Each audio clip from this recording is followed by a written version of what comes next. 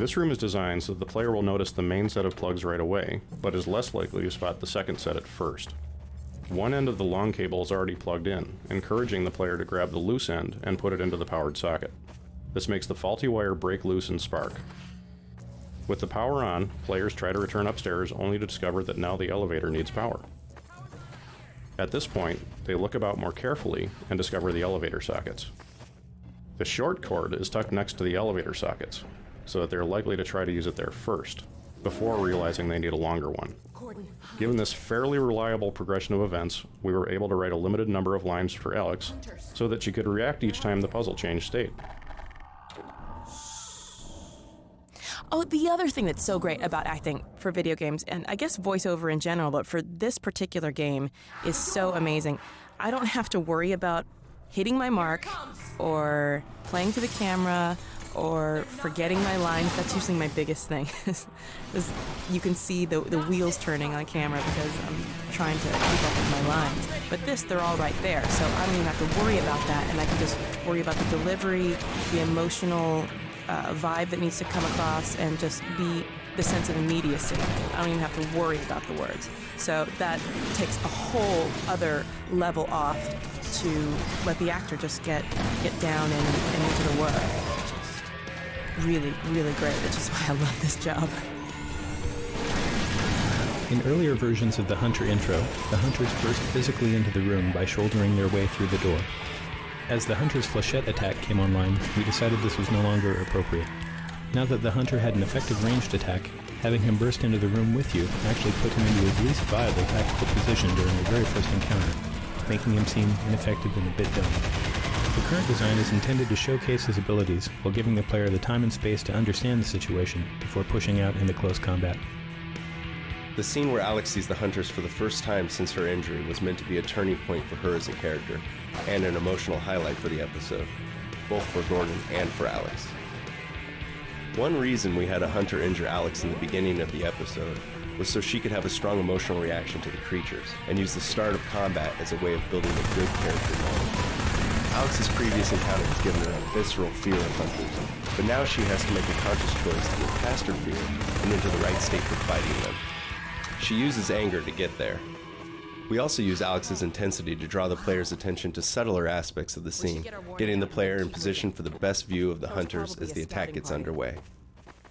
This area was designed to train the player in the art of hunter combat, and during the development process it changed continually to suit the hunter's behavior. The first hunter prototypes could be killed only by the blunt impact of physics objects. Therefore, to make sure the player learned this technique, we trapped him in this area with one hunter and kept him locked in until he defeated it. Upon the hunter's death, reinforcements broke down the gate and doors, opening up the arena. As time went on and the hunter was modified to make it vulnerable to all types of damage, our grip on the player gradually relaxed, permitting freedom of movement and a wider range of tactics right from the start of the encounter. Well, we had a bit of a setback. In this brief transmission scene, we are restating the goals of the level, while introducing a note of uncertainty and developing Dr. Magnuson's character. This scene was not strictly necessary, but it helped players feel some connection to Dr. Magnuson when they finally reached White Forest, and met him in person for the first time. In earlier versions, we tried having the hunters cut the power and interrupt the transmission, but this felt arbitrary. Players were more receptive to this scene after they had solved the power puzzles and survived hunter combat. It feels like a small reward in addition to the simple satisfaction of beating the hunters. Even though this compound appears open and non-linear, we're striving for a fairly reliable progression of events so that we can fine-tune pacing. The building on the right is bright and eye-catching, with the intention of drawing the player there first. The entrance to the ruin building is around the back, so that initial exploration through the center of the compound tends to lead to the radio room first. The drop-down entrance from the roof of the ruin building also helps us pace the experience, because players are cautious about committing to a space until they've explored the alternatives.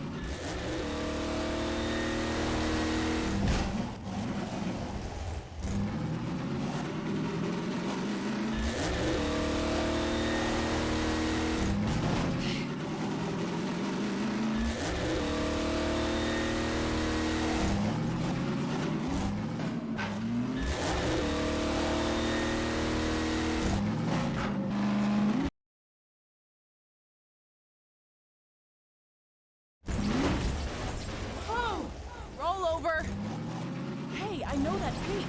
You can see it from White Forest. We're heading the right way.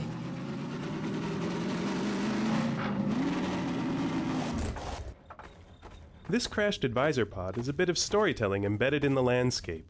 It hints at what lies ahead, while suggesting what must have happened in this location only a few hours before Gordon and Alex arrived. By placing artifacts of this sort throughout the episode, we slowly bring advisors into the foreground and develop their importance to the story in a way that doesn't depend on stage dramatic scenes. What was that?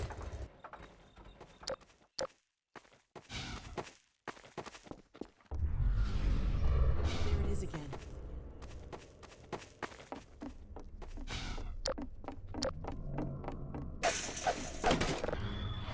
There's an advisor around here someplace. Looks like we weren't the first to find this place. The barn scene was critical both to this episode and to the development of advisors as characters in the series. They represent another intersection of story and gameplay concerns. This is the first time the player actually interacts with an advisor, and determining the right level of interactivity was tricky, especially given the player's reasonable expectation that he'll get to fight them directly at some point. Therefore, we wanted to show that they were powerful, but not invulnerable. Maybe I can get this open. This was a long-term goal. For the short term, we wanted to get the player familiar with some advisor behavior, so that when the episode finale occurred, they would already understand how advisors operate. By showing This swirling debris effect uses much of the same underlying technology that powers our other cinematic physics events in Episode 2, but with a few important differences. Firstly, instead of using primitives, every slat, tile and beam was modeled before being sent to the rigid body solver. Next, there was a large focus on hand-sculpting world forces in order to achieve a particular behavior in the debris.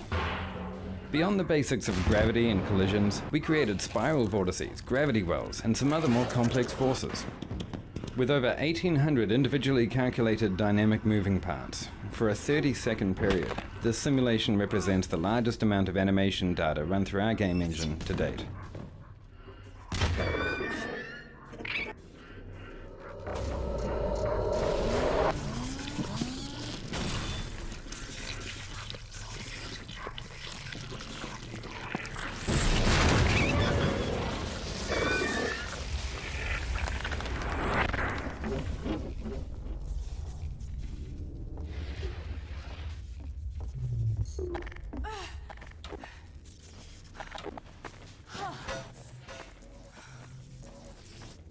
The barn scene was critical both to this episode and to the development of advisors as characters in the series.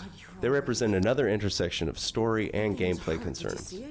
This is the first time the player actually interacts with an advisor, and determining the right level of interactivity was tricky, especially given the player's reasonable expectation that he'll get to fight them directly at some point. Therefore, we wanted to show that they were powerful, but not invulnerable. This was a long-term goal. For the short term, we wanted to get the player familiar with some advisor behavior, so that when the episode finale occurred, they would already understand how advisors operate. By showing the advisor fumbling with an inert object, then a dead rebel, and finally grabbing the player, we allow the player to observe behavior and then gradually make it more and more of a direct threat. Let's get to the car. We've gotten better at building combat spaces that are open and tactically versatile, while still directing the player toward an optimal play experience. This combat is on its face pretty straightforward, but we're doing some subtle things to keep the experience even and well-paced. We're using quite a few of our combat tools in this one scene. As the first soldiers enter the barn, we send them in the right direction with an initial cue about the player's location using an NPC enemy finder. The first soldiers serve primarily to draw the player outwards, where the real meat of the combat takes place. The wave of soldiers that spawns as the player rounds the corner to the exit are the most directly controlled. One pair uses assault points to dash across the open ground and flank the player on the right. Others are constrained to hint groups in and around the house across the way, spaced so that the player is hit with an even front of fire, keeping them pinned for a while and encouraging cautious sniping and probing at the windows and doors. The broken down truck gives a vital bit of mid-ground cover as players leave the barn and advance on the house. Finally, as the player leaves the barn, we spawn the reinforcing hunter. We hold this back both to keep the difficulty more even, and because the hunter combat is better when the player is pushed outwards before it begins.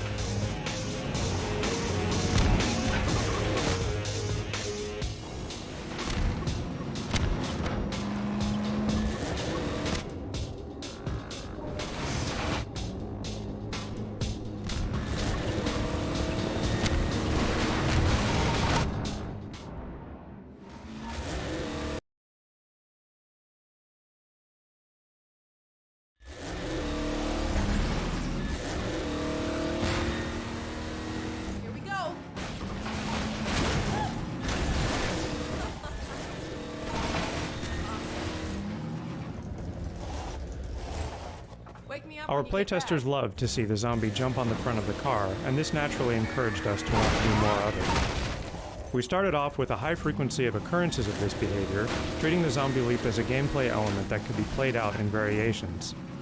Eventually, though, we discovered that this didn't lead to any really interesting gameplay, so we ended up creating just one memorable showcase of the event instead.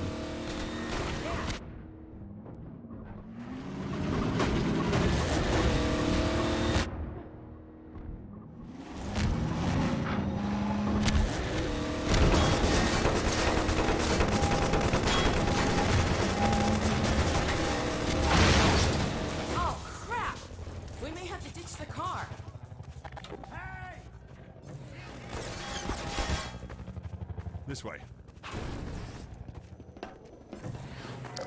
Since you brought that chopper in on your tail, do you want to maybe help us take it down? Oh, with pleasure.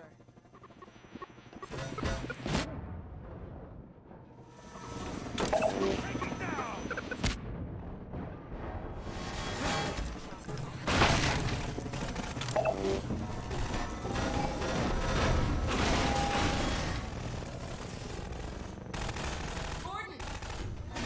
Originally, the Episode 2 chopper battle was a classic fight that relied on the use of the RPG. In the meantime, we were experimenting with a completely new way of fighting the chopper, which we had hoped to have ready for Episode 3. The early Episode 3 experiments were so successful that we pulled them straight into Episode 2.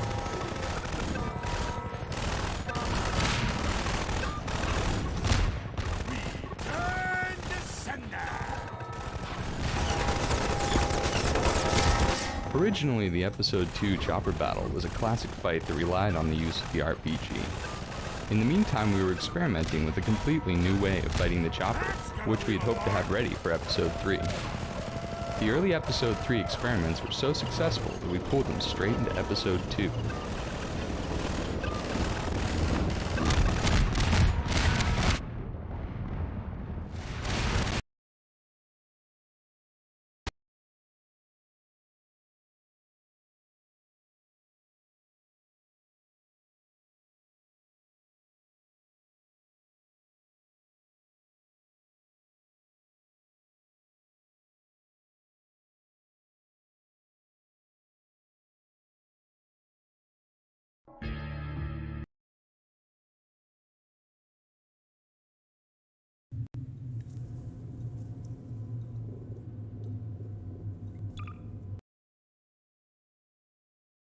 Originally, the Episode 2 chopper battle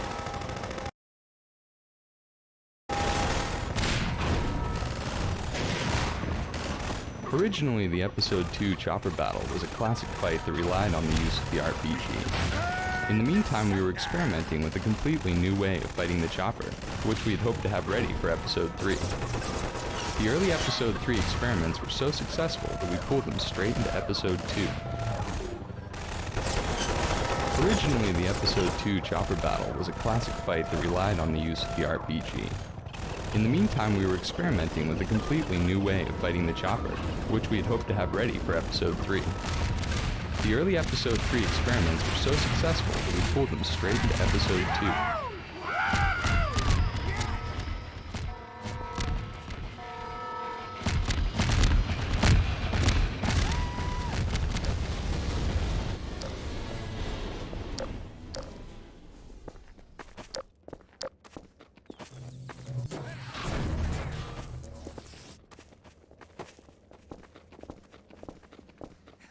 Boy, are we glad to see you guys.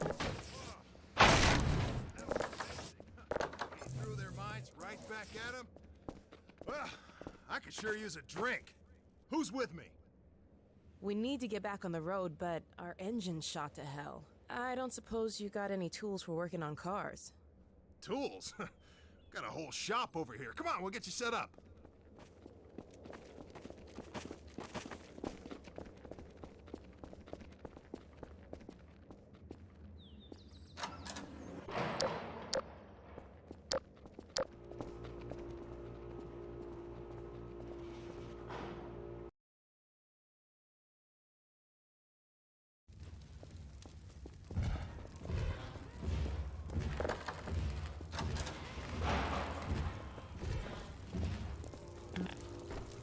Originally, there was a second driving section between the chopper battle and the autogun trenches.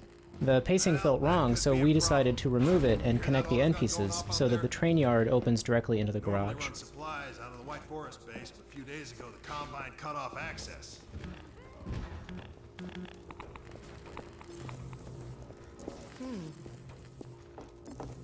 What do you think, Gordon?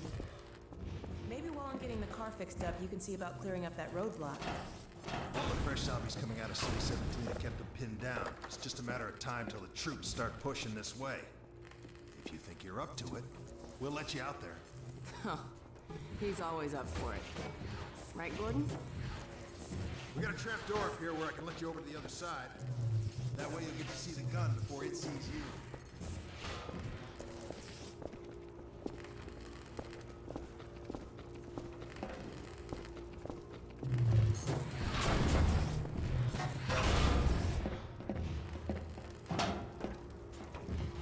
Good luck taking out that autogun.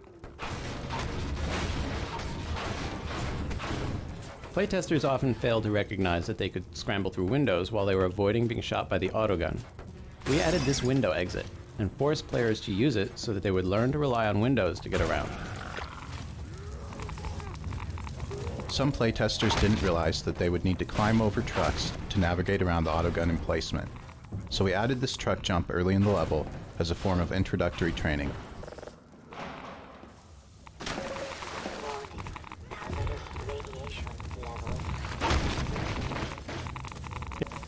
In order to train players that crouching through the trenches is critical for survival, we did several things. First, we start the player in the safe position by forcing them to crouch under the fence to enter the area. Once inside, they learn by watching the zombies. Upright zombies are gunned down, but their torsos are free to roam in the shadow of the junk. Some playtesters believe that while the guns were busy shooting zombies, they would be able to move freely.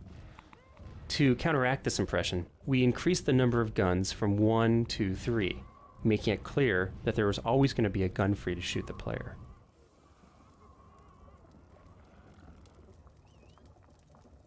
Once we added the onboard radar to the Strider battle at the end of the episode, we needed to train the player in its use well before they reached that area. This garage was already in the game as a place where Alex needed to stay while the player went alone through the autocannon area. It was a perfect fit to have the mechanic rebels add the radar to the car while Gordon was busy somewhere else.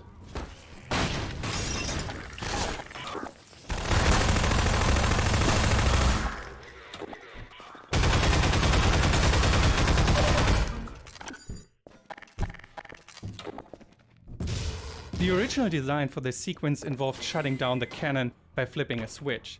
That was neither obvious nor rewarding. We decided to let the player blow it up instead, which gave us another opportunity to use our cinematic physics.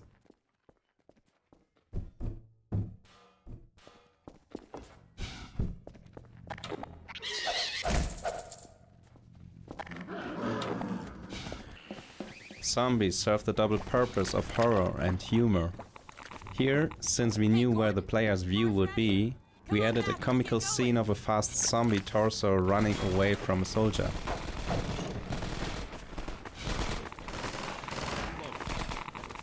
Thanks for clearing out the yard, Freeman. Heck of a job.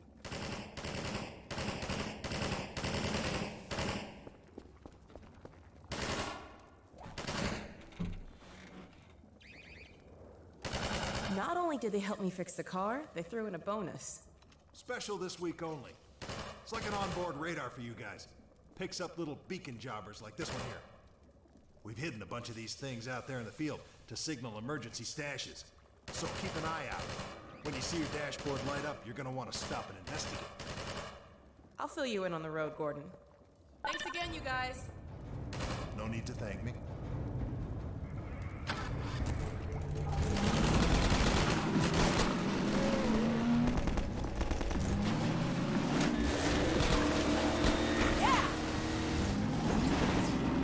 What's that? Something on the radar. Stop the car, Gordon. There's a lot of energy that goes into shaping Alex and making sure she stays on the right path or stays true to the vision that I think we have for her. You know, I want Alex to be liked. I know everybody at Valve wants Alex to be liked. But what is really great is that if I get off course, or if I've been in the booth too long and I'm starting to, Hey, something on the radar. I'm starting to sound a little naggy, then I have somebody who's there to kind of pull me back and say, hey, why don't you try it this way, or I think you're veering off course and starting to sound like like somebody's mother or something, because I'm there to help if you're lost, the get-goings or stuff like that, to help keep the game moving and keep you on track. And, there's a kind of a fine line. You don't want somebody constantly bothering you, but you also want a friendly companion. You want somebody to help you out once in a while. So trying to not go one way or the other was a bit of a trick for us. So the circumstances around creating Alex were so kismet that it's almost a little scary. I mean, if you think of the ideal super self that you want to be, like, I don't know, badass moves and being able to karate chop everybody, and then add on to that having a rider to make you sound witty at every turn, it's like having an uber self for me. So I immediately fell in love with Alex.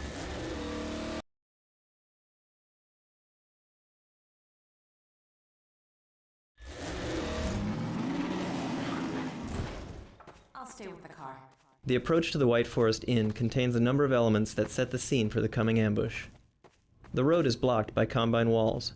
A soldier spots you in the distance and radios you in, and 2 hunters run across an opening on the far side of a fence. All these clues are there for the attentive player to spot directly, or to create a sense of growing apprehension in the player who might be paying slightly less attention to the details. So in each episode, we start by agreeing on how to use color choices to create and reinforce the right thematic tone. The tint of a scene can be a powerful source of mood. Episode 1 was pervaded by deep reds. For episode 2, we made heavy use of blue tints in the outdoor areas. The blue was meant to set an ominous tone, while the warm splashes of sunlight were intended to offer visual contrast that suggests the glimmer of hope.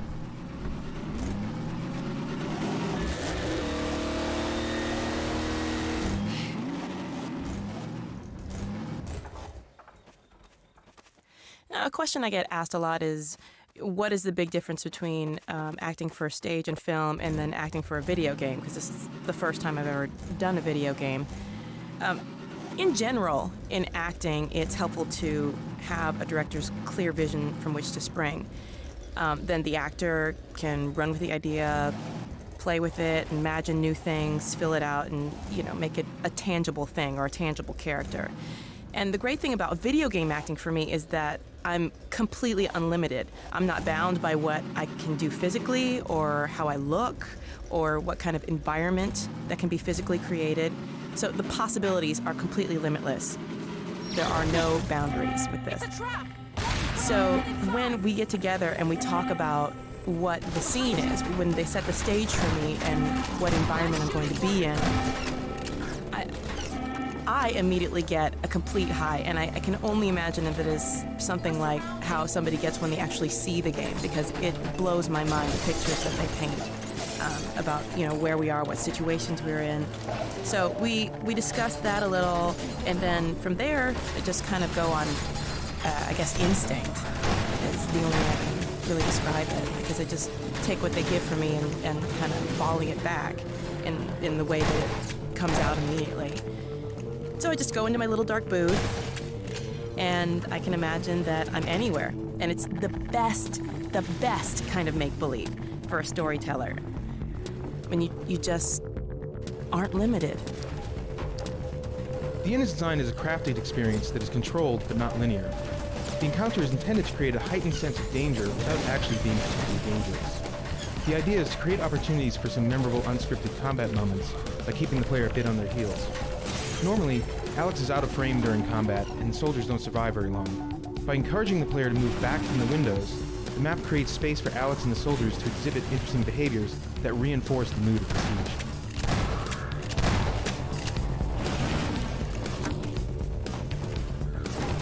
To complement the hunter's aggressive AI, the White Forest Inn was designed with a non-linear floor plan.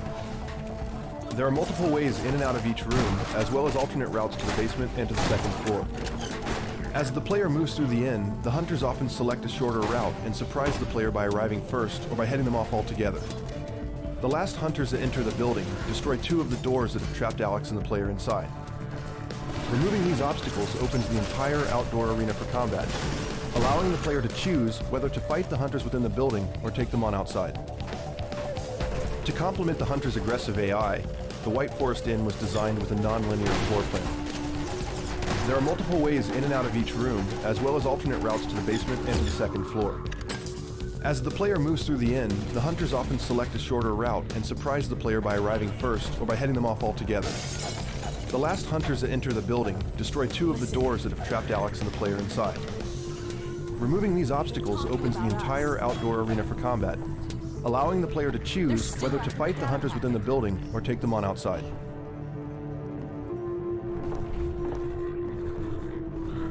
One issue with a number of our encounters with the Combine is they don't live long enough for players to experience some of their more interesting AI. Some unique elements introduced here with respect to the Combine are branching assaults, so the soldiers introduced to the field don't take up predictable positions.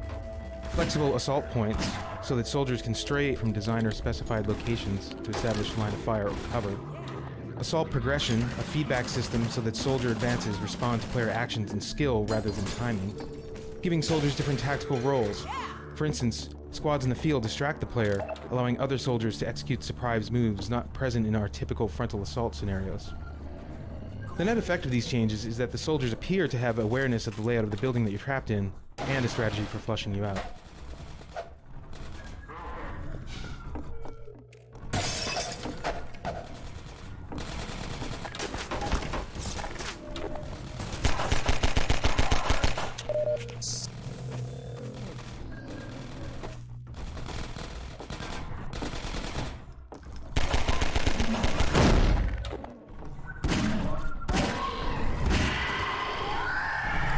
To complement the hunter's aggressive AI, the White Forest Inn was designed with a non-linear floor plan. There are multiple ways in and out of each room, as well as alternate routes to the basement and to the second floor. As the player moves through the inn, the hunters often select a shorter route and surprise the player by arriving first or by heading them off altogether. The last hunters that enter the building destroy 2 of the doors that have trapped Alex and the player inside. Removing these obstacles opens the entire outdoor arena for combat, allowing the player to choose whether to fight the hunters within the building or take them on outside.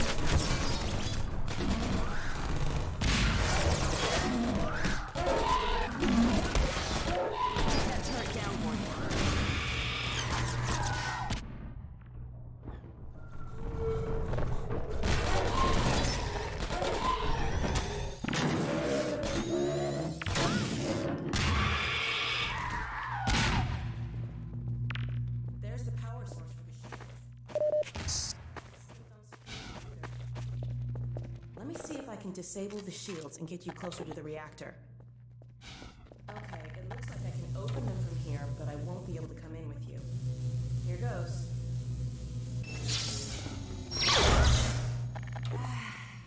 Sorry, Gordon. This thing's fried. Since I can't help you in there, why don't I stay and watch outside while you disable the power cell? We've had enough surprises for one day.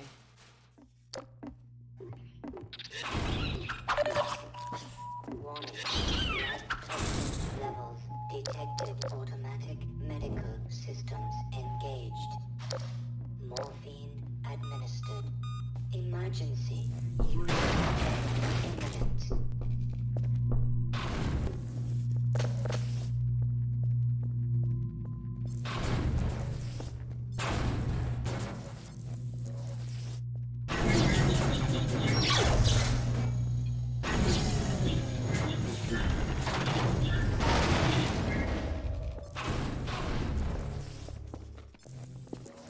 That should have done it. Let's go see if the force field's down.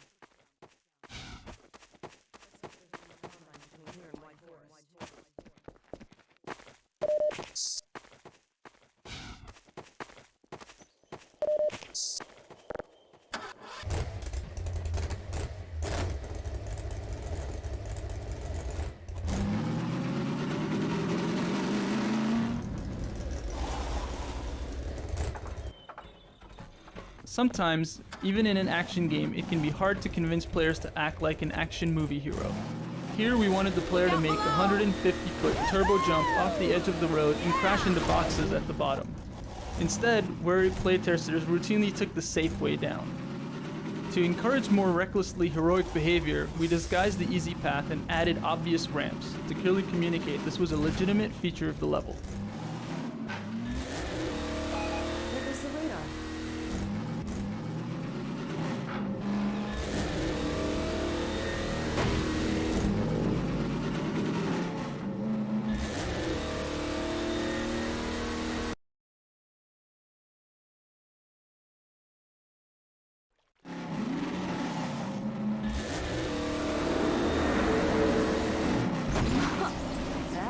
Doesn't sound good. In the source engine, we use a realistic radiosity lighting simulator to generate lighting detail for the geometry in our game worlds. In previous games using the source engine, shadows were simulated as if cast by totally opaque objects. In Episode 2, we needed to render large wooded areas, which required us to modify our shadowing technology to account for the sparse, semi-transparent nature of foliage. With these upgrades to our radiosity lighting simulator, we are now able to realistically illuminate the trees themselves, as well as generate soft, semi-transparent shadows on the environment around them.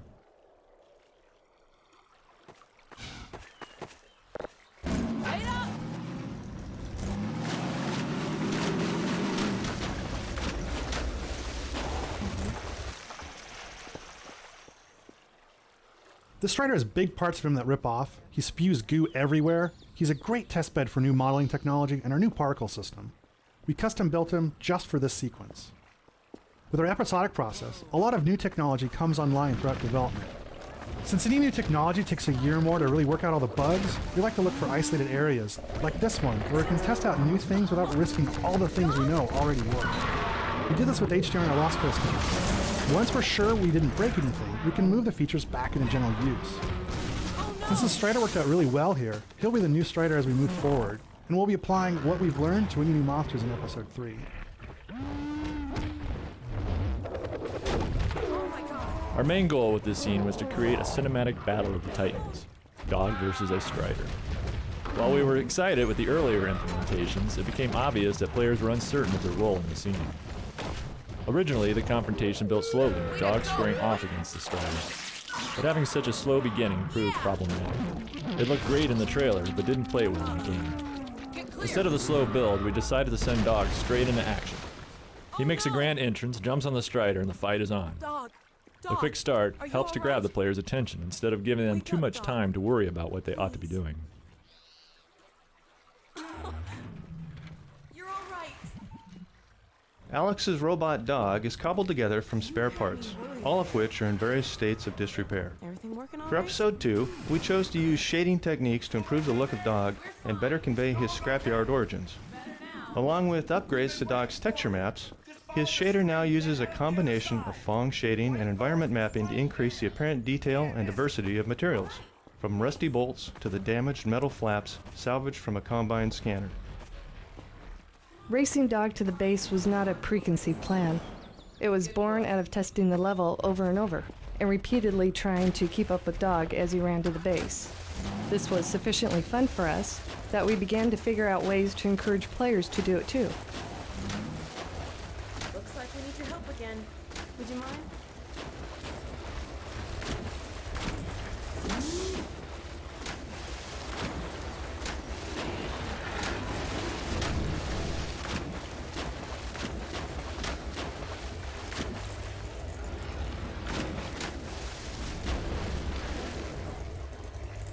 Way to go, boy! Okay, Dog. Race you to the base. Step on it, Gordon.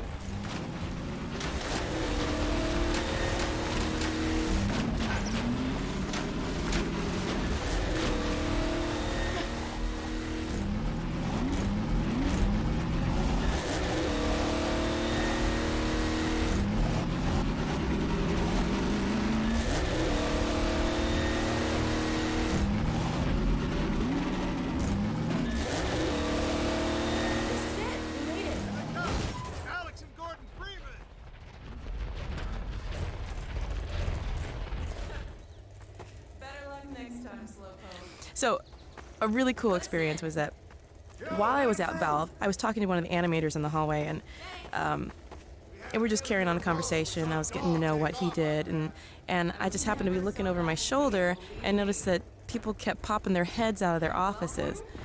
And one of the other guys noted to me that these people, ooh, bless them, they have to sit around and listen to my voice all day long. So for that voice to be kind of just chatting in the hallway was a little weird.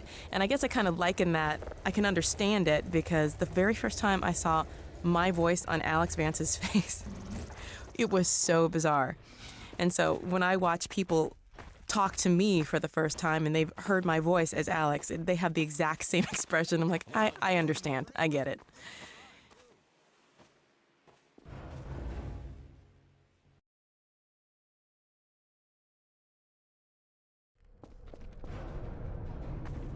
Alex!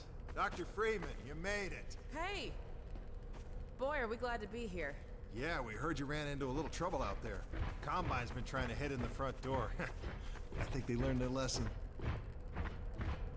You mind if we keep dog patrolling out here? Not at all. You heard him, dog. I'm gonna go see Dad. I'll catch up to you later. You take care of yourself. I don't think Eli knows you're here yet. He's in Silo 1 access unit, right through here. Shall we? I feel it. You smell that? I don't feel anything anymore. Oh no, what's that? All right, back to work, everyone. It's just another fault alarm in the secondary silo. Same old Dr. Magnuson. So, you ever used an AR-2 before? In sketching out the scenes for the episode, we noticed a lack of interpersonal conflict between the characters who had survived from Half-Life 2. Alex, Eli, and Dr. Kleiner have a lot of affection for one another, as you will see in many of the scenes. And while we all value the benefit of strong, positive relationships, we were happy to have Dr. Magnuson around to get irritated by all the hugging. Yeah.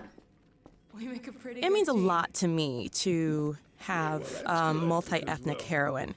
When I was growing up, that didn't happen a whole lot. I mean, maybe Storm from X-Men, I don't know. But it wasn't commonplace. So to have someone that's my type be in that kind of position is really, really amazing. I mean, I think it's a popular trend now, but that wasn't always the case. Really? I'm fine. Where's Dr. Kleiner? We should get this data to him right away. Okay. Yes, we should. He'll be glad for a chance to get out of the silo. This way, Gordon. The way he and Magnuson have been going at it, you'd think they were still competing for grant money. Some things never change. Do we have any idea how long until the super portal's active? We don't know for certain. We're keeping an eye on it. And what about the Combine? Will we be able to launch before they attack? It's gonna be close. All it would take is one Strider to destroy our rocket. But we're ready for him. I'm sorry we couldn't get here any sooner, Dad. Don't worry, sweetheart. We're gonna make it. I'm just so glad to have you back. I'm glad to be back.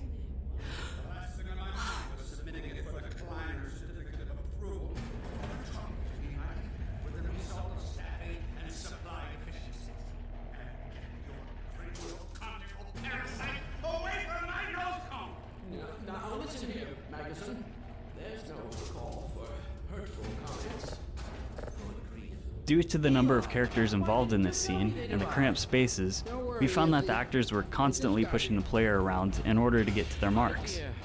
We developed some tech that allowed the actors to gauge the position of the player and the other actors, and choose among a selection of marks. This not only solved the congestion problem, but made scenes feel more dynamic. They're inseparable. Dr. Magnuson was the result of a decision to bring forward another signature character from the original Half-Life, along the lines of Dr. Kleiner and Barney. As we developed the character, we kept referring back to this line from Half-Life to keep us on track. Gordon doesn't need to hear all this. He's a highly trained professional. We've assured the administrator that nothing will go wrong. Though we liked the character who came into focus, We found that this voice was sounding too much like a caricature for our increasingly grim and realistic world. We like to hire actors with the natural voices that we want for our characters, as opposed to hiring actors to create voice characterizations. In John Aylward, we found someone who could deliver the brusque arrogance of the original lines, and also take the character forward into some of the richer and subtler opportunities we foresee for him. We've got to see this right away. Just let me start the decoding process, and then we can... If you listened closely to the Vortigaunts in the Antlion tunnels, you may have heard one of them using a complaint very similar to Dr. Magnuson's here.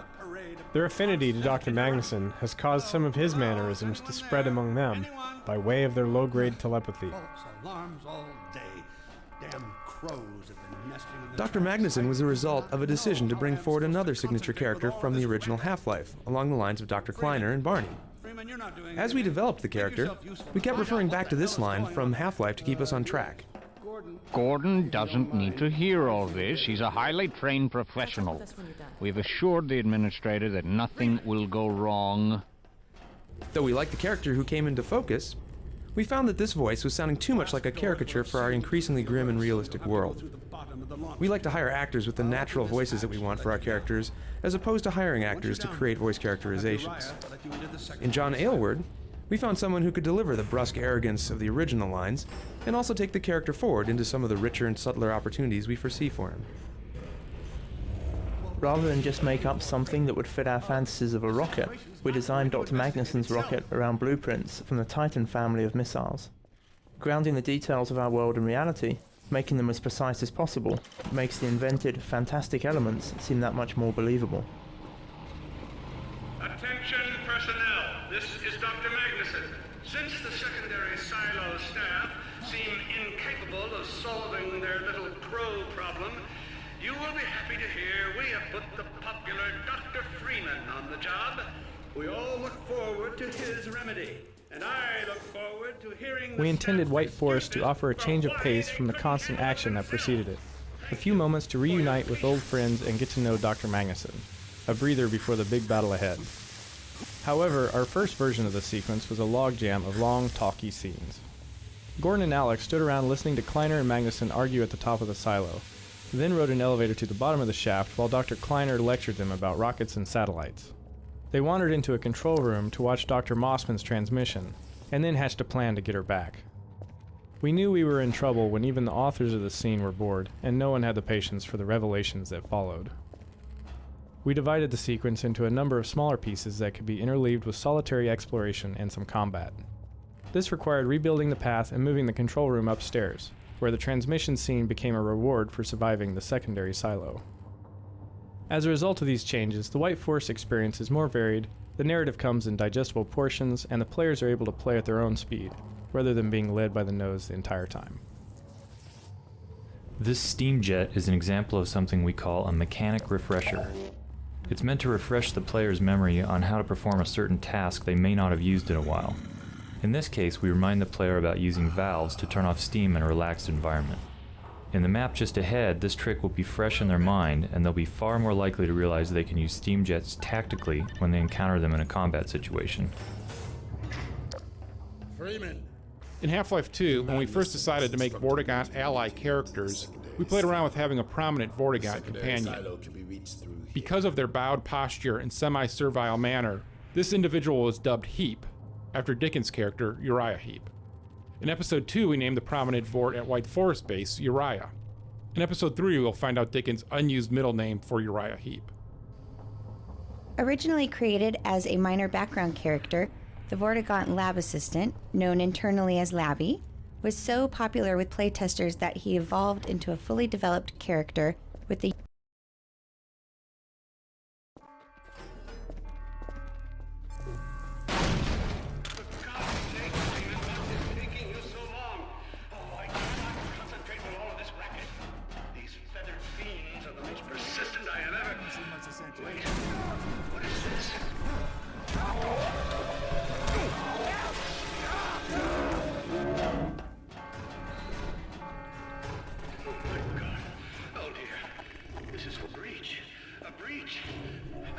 Attention personnel, this is Dr. Magnuson. We are experiencing a breach of internal space defenses. Please bear with us while we pinpoint the location of the breach.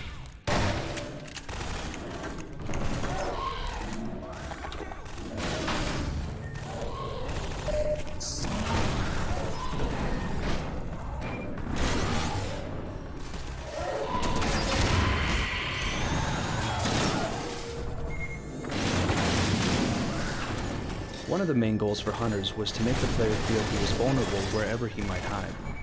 This arena in the secondary silo became our testbed for improving the hunter's close combat behavior. A classic combat space, featuring multiple exits and many possible paths, we tuned it for a strong cat-and-mouse gameplay experience. While players have many options for escape, the map is designed so that hunters will never completely lose them, but always be able to pursue and flush the player out of hiding.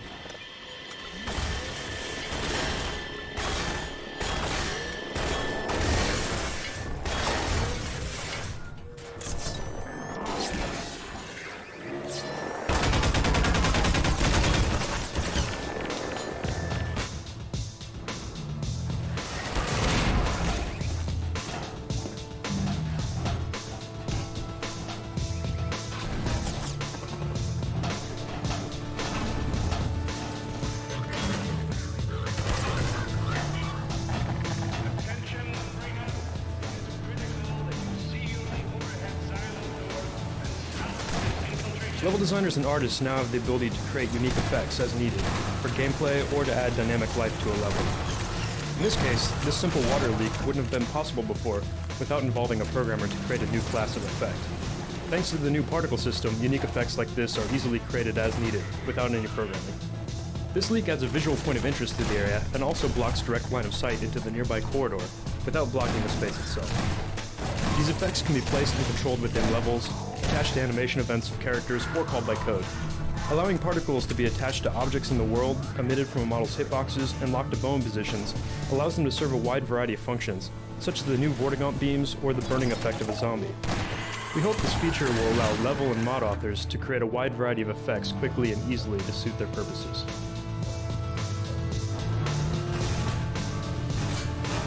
Freeman, I repeat, there has been a breach of the secondary silo by way of the overhead launch door. I will trust you to seal the silo doors.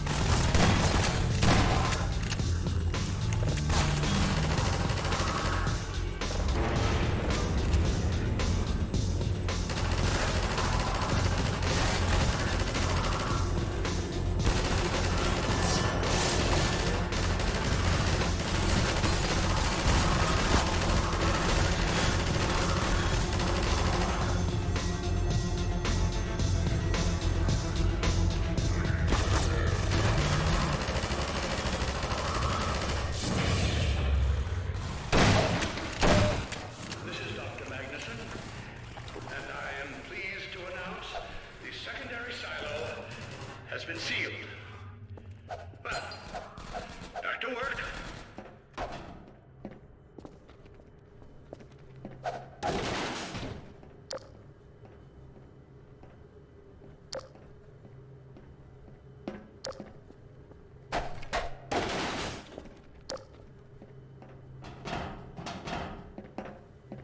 Gordon, thank goodness you're okay.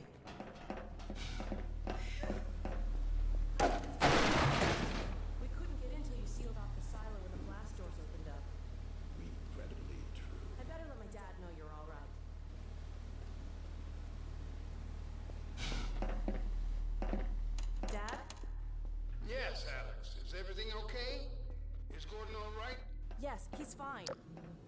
And thanks to him, the base is secure. Good. We'll head right over.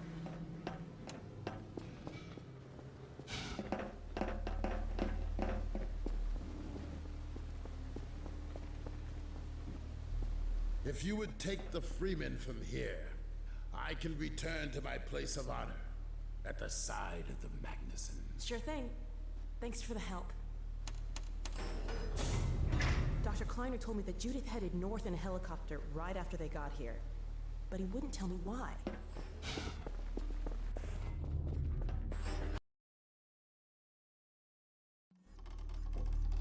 I'm fairly sure I've pinned down the location of the project. It's hard to say how much of it might have survived intact or whether there's anything Aperture remaining Science, being specialized in the development of portal technology, fit naturally into the cosmology of Half-Life. Rather than forcing Portal into the Half-Life franchise, we used it as an opportunity to make our world bigger. By suggesting a long-term rivalry between Aperture Science and Black Mesa, we open up possibilities in both games that didn't exist when they were separate entities. So a lot of times we'll try a line in several different ways, like set a different mood for a different scene, or maybe just do a different take on a line. Like one might be, it sounds trite, but you know, one excited, one not so excited, or one a little more pensive and thoughtful. Or suggestions are always thrown out there for new reads, and it's the coolest kind of teamwork. It's not just here's your script, go. It's let's work this out. Let's find the best middle ground, and everything is always pliable. You know, if it's not working, maybe we'll go back and do an instant rewrite or something. And for me, that's creative heaven. Absolutely. Few believed the Borealis would ever be seen again. It should have been lost forever. Ah, but now that we've found it, we can use it against the Combine. Did you Use it? That thing has to be destroyed. But think of the advantage for humanity. We can't simply waste all that potential. Has Black Mesa taught you anything? There's no controlling that kind of power. Well, yes. There's always a risk, Eli. But my goodness, we have coordinates, blueprints, hailing frequencies. Quite ingenious of Dr. Mossman to hide it all in the carrier wave. Well, that means she's still alive up there. But if the Combine catches, he'll tear out everything she knows. There'll be nothing left of her. But we don't know for sure I won't that... take that chance. I'm going after her. Now, Eli, the only thing worse than Judith falling into their hands would be if they should get a hold of you. She may know the particulars of the Borealis, but you know everything about the Resistance. Listen to Dr. Kleiner, Dad. Gordon and I are more than able to handle this. We'll get her back. Kleiner, where are you? Why isn't the decoding finished? Oh, fine. The code. Yes, Magnuson. It just needs a little bit longer. If you're waiting for the Combine's go-ahead, they'll soon be here to give it to you in person. I'll hurry it along, Magnuson. I'll be back as soon as I finish. Dad, are you okay? Let it go. No, I can't let it happen again. Not another Black Mesa. Dad, prepare for unforeseen consequences. What did you say? Dad! Okay. It's okay. Just lean into me. Let's get you off your feet. Thank you, baby. I'll be fine in a minute or two. Okay. Do you need anything? Actually, Alex, would you mind getting me a cup of tea? There's a hot plate in the old staff room. I'll be right back. Gordon, keep an eye on him. We're not going anywhere. Thank you, baby.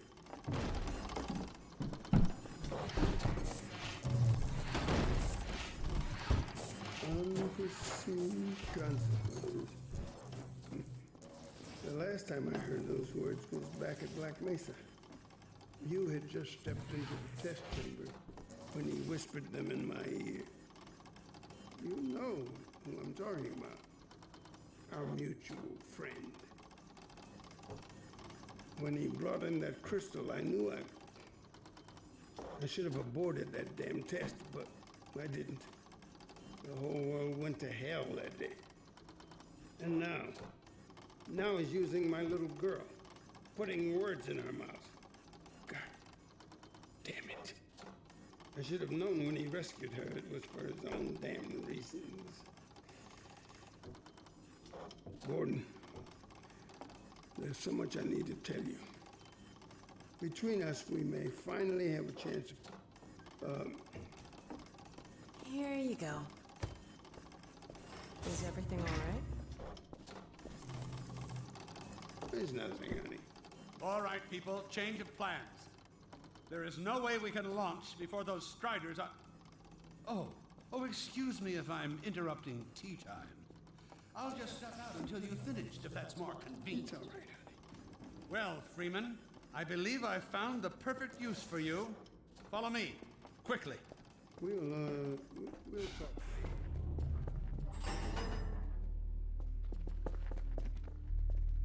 Freeman, Striders are coming. A single one of those damn things... This whiteboard art went through several iterations, from highly stylized to absurd, through to something we believed we could ship. The staff seem to respect you. The Strider Buster, or Magnuson device, started life as a Half-Life 2 weapon called the Hopwire.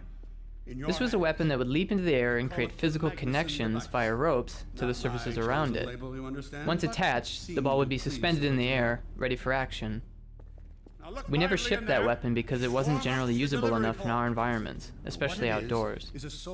One side experiment created the black hole Hopwire that the mod community found in Episode 1's code. You can still find videos of this in action on YouTube. The black hole version created a true physical vortex that sucked anything near it into an incredibly dense singularity.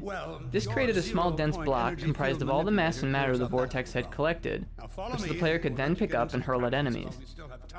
We returned to the Hopwire for Episode 2, where we thought we could use it to tie the Strider's legs together and make it trip. But the mechanic of hurling and attaching the Strider Buster was more fun for players, so we moved the weapon in that direction. Now, out in the field... Fans of Half-Life 1 may remember a gag involving a microwave oven in the Black Mesa lunchroom. If you push the microwave button several times, the casserole inside it explodes. A memorable experience for many first-time players of Half-Life. In Episode 2, we thought it was finally time to let you know whose lunch you had ruined, and give you a chance at redemption. Now you'll want to use... That's right. Now toss it at the main body of the striker. There you go. Not too difficult at this range, is it? Gets a bit harder when it's moving about and firing at you, of course. Now let's move on to a more challenging task. Uriah, send the target to the far end of the rails.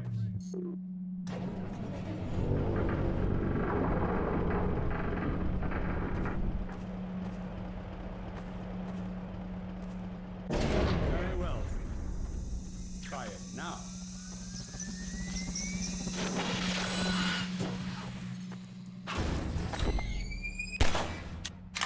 Magnificent device, isn't it? I'll be right over here when you are ready to head up.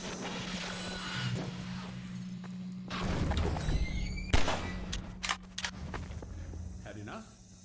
Your car is fueled and ready to go. Now, every building in the valley has its own dispenser port, so you'll have ample supply of explosives. Now, I must get back to my rocket, Freeman. I'm relying on you not to squander my trust, or my Magnusons. Oh, and Freeman, if you pull this off, I might just forgive you for that debacle at Black Mesa. You know the one I mean, involving a certain microwave casserole.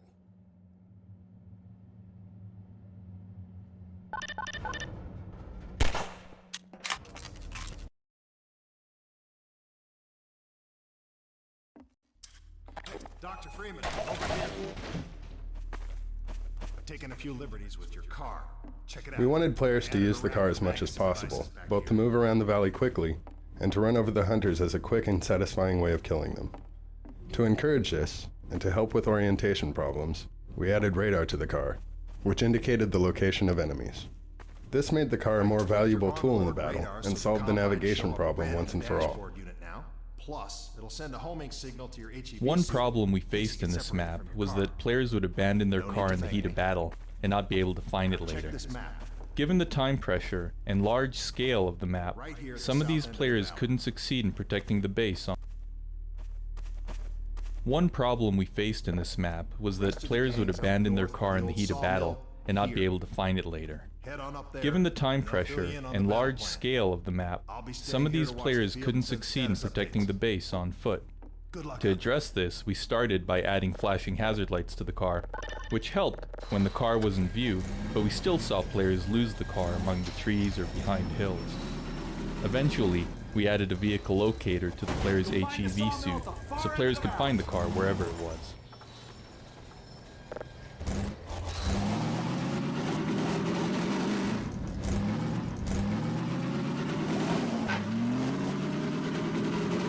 Perimeter's clear. The massive Strider battle was in production longer than any other map in the episode. Tuning it required many months of testing and iteration to address playtester feedback, and this was complicated by the fact that every time we playtested, we saw individuals adopt completely different approaches to defeating the Striders. Some threw logs at the hunters, others relied on their rebel companions to kill them. Some players never sprinted, while others never used the car. We tried to keep supporting all the different strategies that occurred to players so that their experiments with tactics would be rewarding rather than frustrating.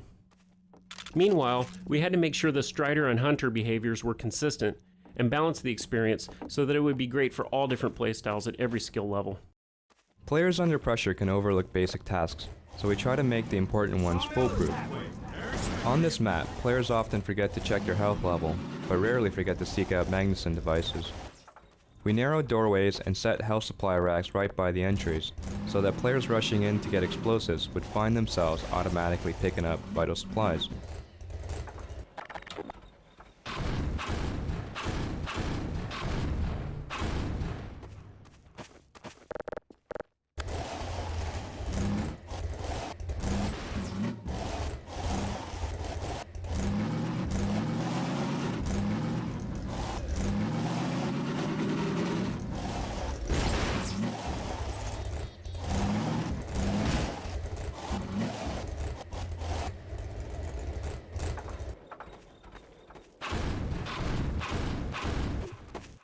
The Hunter's escort behavior includes specific formations and flanking strategies.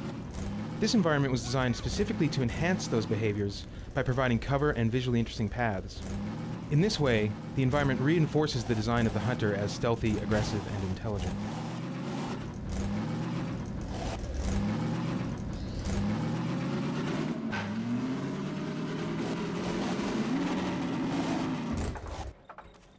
A great deal of work went into making sure players would see the buildings get destroyed as they travel around the valley in the final battle. While we cannot and do not wish to force the player to see these events, we try to increase the odds that the player would end up in the best possible position for the show. Measures ranged from simply hiding a Strider behind rocks to setting up complex logic conditions that must be met in order for the destruction to occur. If they get close enough for one good shot at the silo, the whole launch is a bust. Many players had a hard time orienting themselves in the valley. Before the fight, we send players to the sawmill without telling them how to get there. This was a way of familiarizing them with the map without any time pressure. Still, the size and nonlinearity of the map was confusing for first-time players once the battle began. The loudspeaker announcements that direct players to incoming Striders initially referred to compass directions, which most players couldn't follow because they couldn't remember which way was north. We added White Forest Peak as a global landmark and distinctive local landmarks like the cranes and the water tower, and referred to those landmarks in the announcements instead of compass directions. This helped, but some players still had a hard time knowing which way to go at any given moment.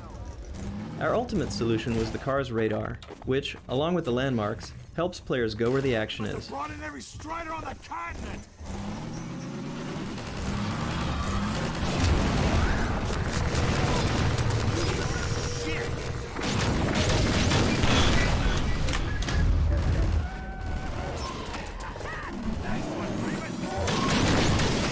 An eye out! Looks like hundreds of traveling with the Striders. They're working in packs! Episode 2's rocket defense battle was the largest and most non-linear combat experience we had built.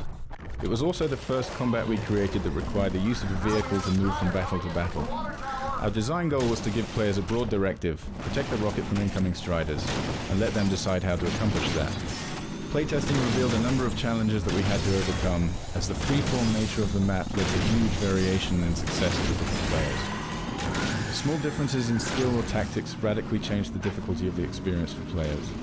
In response, we had to continually tune all aspects of the experience to support the wide variety of tactics and skill levels demonstrated in playtests.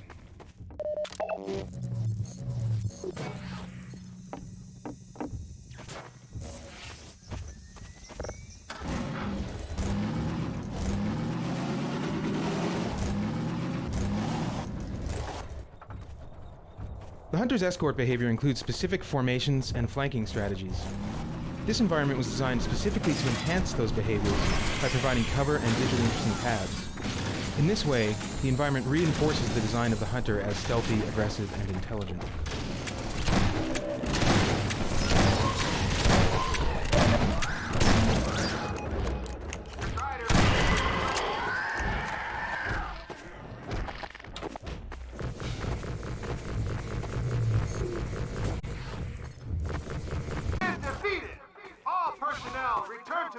To create a climactic finish to this level, we ramped up strider density and citizen presence, and then systematically destroyed outer installations in order to move the action as uncomfortably close to the base as possible.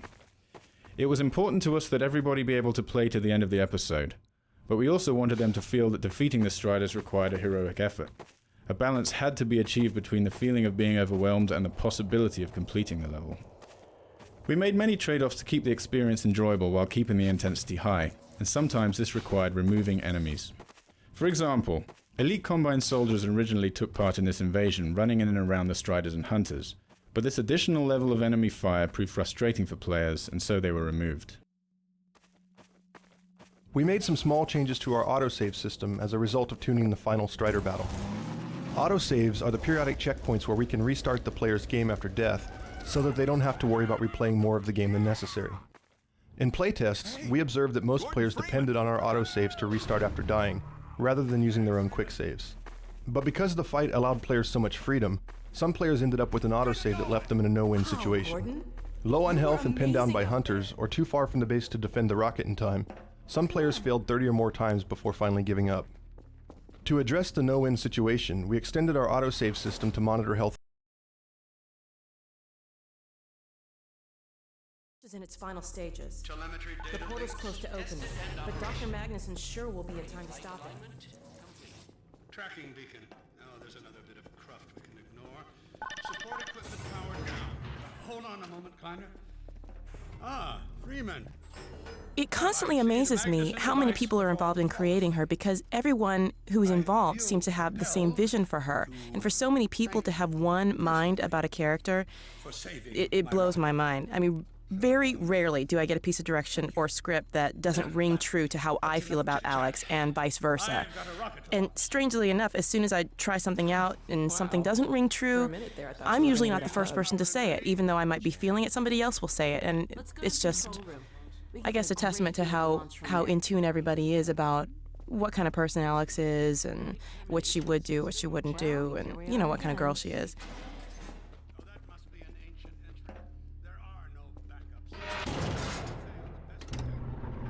While you were out having fun, I found an old helicopter that I was able to get working. I've got it all packed up and ready to go. Never a dull moment, huh? Wait a moment. I'm seeing a payload anomaly of approximately 8.5 pounds. That's within tolerance. Certainly not worth scuttling up. The launch of Magnuson's rocket ties directly into the rocket Gordon launched at Black Mesa. Here, the portal satellite array that opened a gate to Zen in Half-Life 1 has been repurposed to shut the Combine out. This is just another example of the way we constantly try to weave the old threads of the Half-Life story into the new episodes. This meeting of the Mutual Admiration Society until after we have launched our rocket. Now, I believe we're ready to start the auto sequence. I believe Gordon should have the honor. You'll hear no objection from me. It's all yours, Gordon. Silo doors open.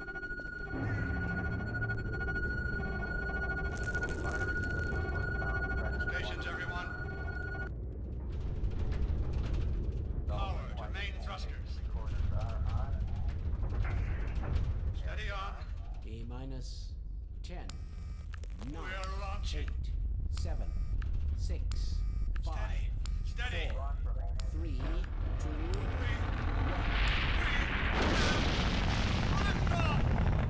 Yeah! We did it! We sure did. I was going to control myself. Yes! Fantastic. Deep breath. Deep breath. Now it is still too early to celebrate. We need to reach altitude and transmit the signal. Too right. The clock is ticking. We couldn't have cut it any closer if that was our intention. It is going to work, right? It has to. Once the rocket is in range of the portal, we'll be able to switch on the xenium resonator. Well, let's get outside. I'd like a better view of the fireworks. There should be quite a show. Regrettably, I can't come out with you. Magnuson and I will need to keep a close eye on the rocket's trajectory. Aren't you going to see us off? Just as soon as this is wrapped up. I wouldn't dream of letting you go without a proper goodbye. Okay, I'll hold you to that. You too, Dr. Magnuson.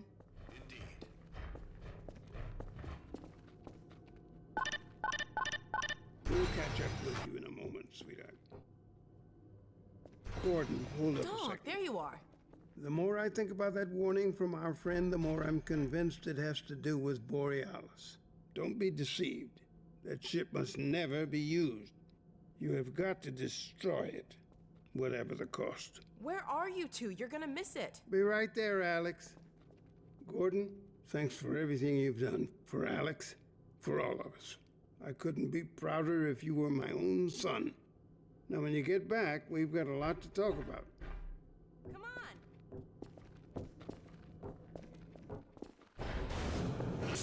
Gordon, Alex! Dear God, this has to work.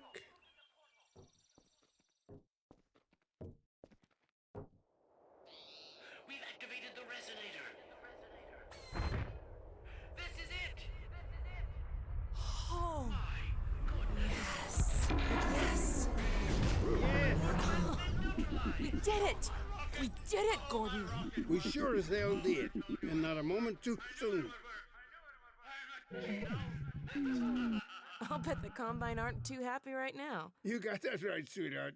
But we've got plenty to celebrate. I wish you didn't have to head off so soon. If only it weren't so critical. It's okay, Dad. We'll find Judith and bring her back. Dog?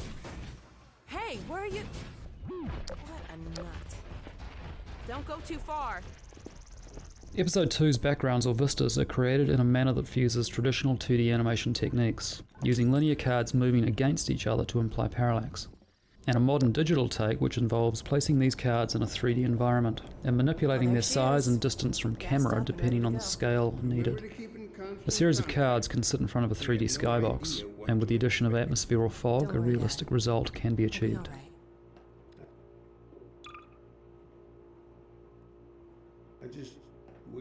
To create the Eli death sequence, we talked it through in great detail, wrote up an outline with all the events we discussed, and then produced an animatic.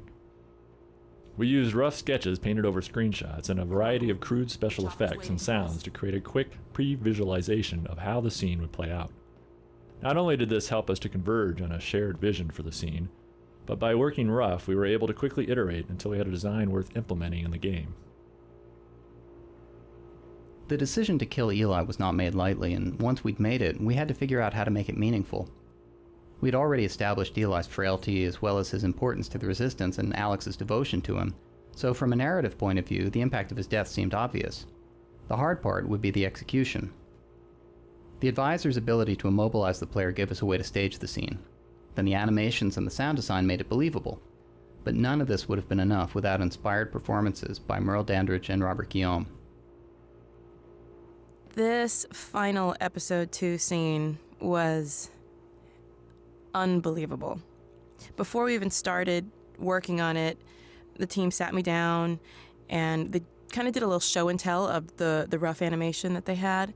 And I think they were hesitant to show it to me, but just from that rough animation, I was so moved. I mean, just immediately moved to tears. I felt like I'd just been gut punched, and I immediately felt it. I was like, let's go. Let's get on this. So it shouldn't surprise me.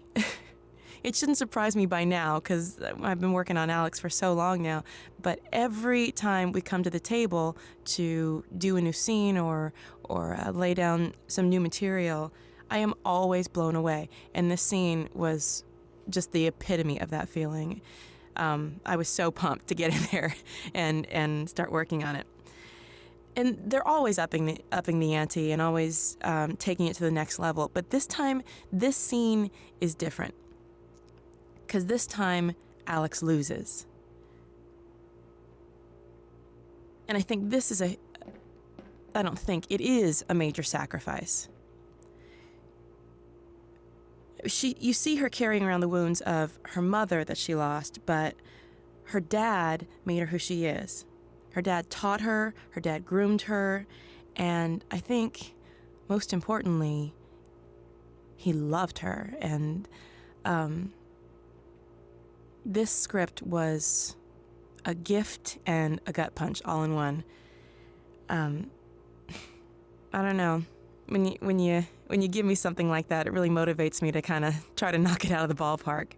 I love playing Alex, and I have to say, it's definitely my favorite acting job I've ever had, hands down.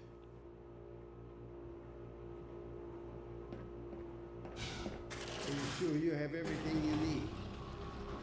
I think so. Dr. Kleiner gave us the Borealis coordinates. We'll keep the hailing frequency open on the chopper radio in case Judith tries to reach us again. Good idea. She could well make another attempt. Oh no. Dad! Gordon! Help!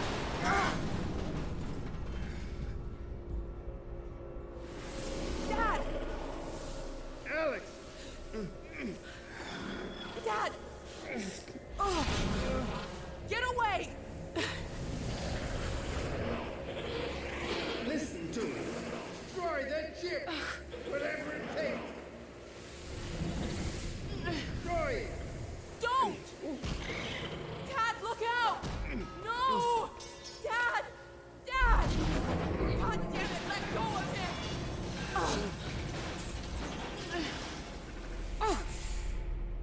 Oh my God! I love you, sweetheart. Close your eyes, honey. I love you, Dad! Don't look! No! Oh my God, no! No! Gordon! Stop!